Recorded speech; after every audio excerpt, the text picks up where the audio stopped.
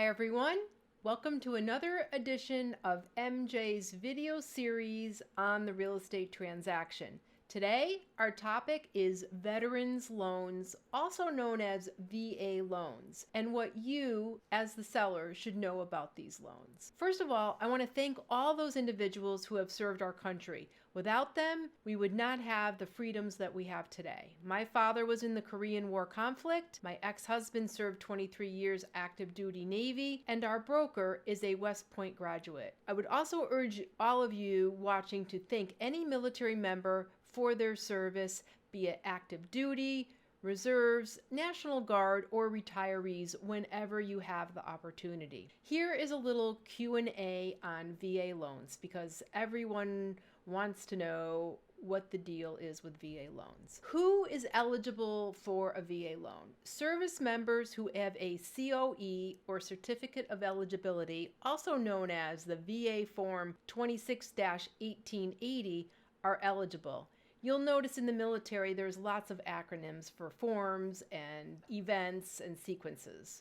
You're going to see this a lot. These are generally active duty, retirees with a DD-214 form, National Guard, and select reservists. There are some other military affiliation categories that may qualify as well. What are the characteristics of a VA loan? The VA loan is a great benefit to service members. It allows an individual, couple, or family to finance 100% of the purchase price with no down payment and allows their closing costs to be financed into the sale. This doesn't mean that the borrower is weak or not qualified. This is a special benefit for veterans, and why not take advantage of historically low rates by borrowing the entire purchase price along with all the closing costs as long as they can qualify. Some sellers have concern with this type of financing. I'm here to tell you, please do not worry. These borrowers would not have passed muster with the VA if they were not qualified. Rest assured they've been vetted for their financial ability just like any other conventional and government borrowers. What are the specific requirements and obligations for a seller if they accept a VA loan? Number one, the VA requires the seller to pay for the pest inspection, which is very minimal at $100 to $125. You can pay that at any time during the transaction. It just has to be done before the closing. The home must appraise out for the full purchase price, including any built-in closing costs. The veteran has the option of terminating the transaction if it doesn't appraise out. The veteran also has the option to bring additional money to the table to continue with the sale. And finally, we can always renegotiate with you if necessary. The good news for us is that there is a way to legally dispute a low appraisal. This only applies to VA loans. If the appraisal comes in low, a Tidewater or ROV report can be submitted.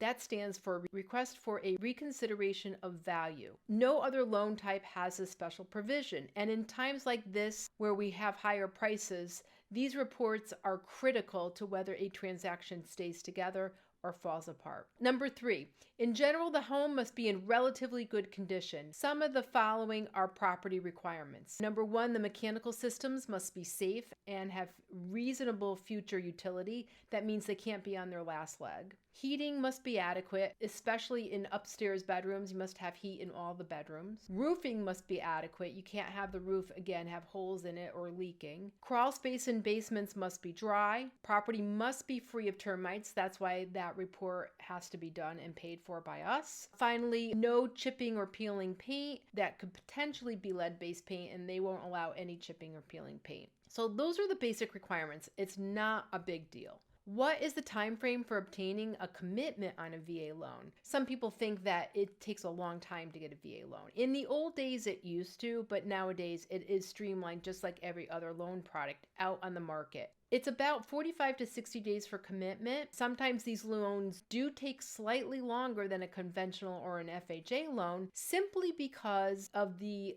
appraisal. There are only a few appraisers in the state of Connecticut that are certified to do VA appraisals, so we have to wait until one of them are available. So please be patient. Who provides VA loans? Many local lenders do offer VA loans. However, my experience has been favorable with the following 3 lenders. These guys know the VA loans in and out, hands down. Navy Federal Credit Union, USAA, and Veterans United. Is there anything else that makes a VA buyer attractive? It's been my experience that the VA buyer is a hardy individual. They have had to endure basic training and probably have seen some type of military or combat action. They are survivors and they're self-starters. They are not afraid of a challenge. Plus, they are more mechanically inclined than the general population. They make excellent buyers and are usually not afraid of home inspection issues because of their ability to fix and figure things out.